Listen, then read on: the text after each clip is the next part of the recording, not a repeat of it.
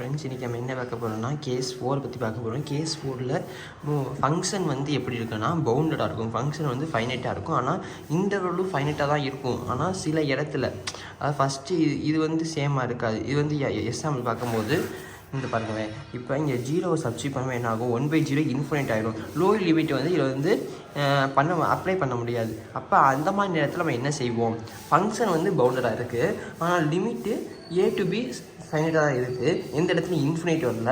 ஆனால் இதை அப்ளை பண்ணும்போது ஃபங்க்ஷன் வந்து என்ன ஆகுதுன்னா இன்ஃபினைட் டிஸ்கன்டினியூட்டி கிடைக்குது. ஸோ நமக்கு என்ன கிடைக்குதுன்னா அப்போ நம்ம என்ன செய்யலாம், இதை எப்படி சரி செய்யலாம்னு பார்க்கும்போது ஃபஸ்ட்டு எந்த இடத்துல நம்ம வரலையோ இந்த சையை யூஸ் பண்ணுவாங்க. இந்த சைனா என்னன்னு பார்க்கும்போது 0வோட பெருசு 0.0001 சொல்லுவாங்கள்ல. 0 டென்ஸ் டு கோ, ஆனால் 0 ஆகாது. இதான் என்னதுன்னா இந்த சையோட வேல்யூ அப்படி சொல்லுவாங்க. இந்த ஃபைனைட் வந்து லிமிட் வந்து என்ன இருக்கும், ஃபைனைட்டாக இருக்கும். அப்போ இது எப்படி நம்ம பண்ணலாம், இது வந்து 3 கேஸாக பிரியுது. ஃபஸ்ட்டு இந்த கேஸ் வந்து 3 கேஸாக பிரியுது. கேஸ் எப்படின்னா ஃபஸ்ட்டு கேஸ் என்ன சொல்லுவாங்க, இதான் general formula A to B f of s into ds. Lower limit வந்து ஃபைனைட் இல்லாமல் இருக்கும்.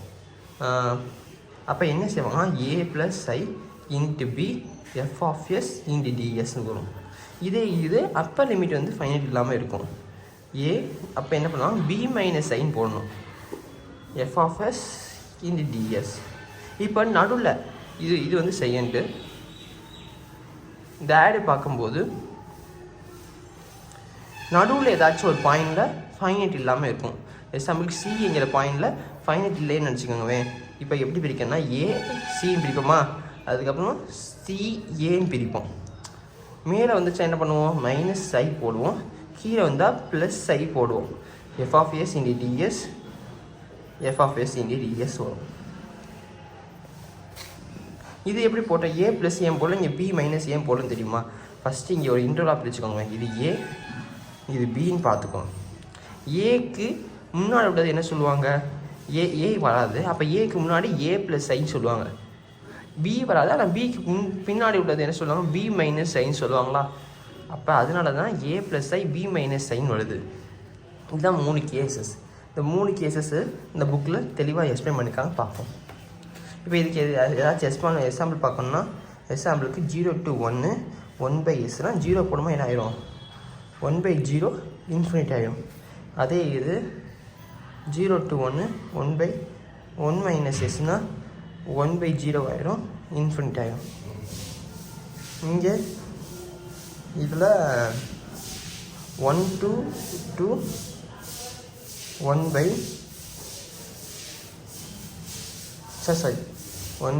to 4 இருக்கும், s - 2. அப்போ 2 போட்டால் என்ன ஆகிடும், 0 ஆகிடும். அதுக்காக நீங்கள் ஈஸியாக சொல்கிறேன், என்ன சொல்கிறேன்னா ஃபஸ்ட்டு எப்பயுமே டினாமினேட்டர் இருந்துச்சு வச்சுக்கோங்க. டினாமினேட்டரை s - 2 = 0க்கு சப்ஸ்டிட் பண்ணிட்டீங்கன்னு வச்சுக்கோங்க, s = 2ன்னு வந்தோம். அப்போ நம்ம ஈஸியாக என்ன நமக்கு இது கிடைக்கலையோ டிஸ்கன்டினியூட்டி பாயிண்ட் நம்ம கண்டுபிடிச்சிடலாம்.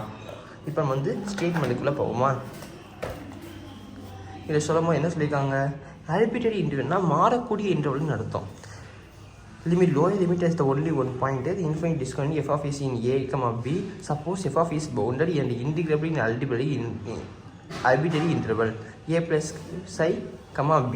இது வந்து சைன் சொல்லுவாங்க. if integral of a plus I tends to b f of s in ds finite limit. இப்போ finite limit ஆயிடுச்சு.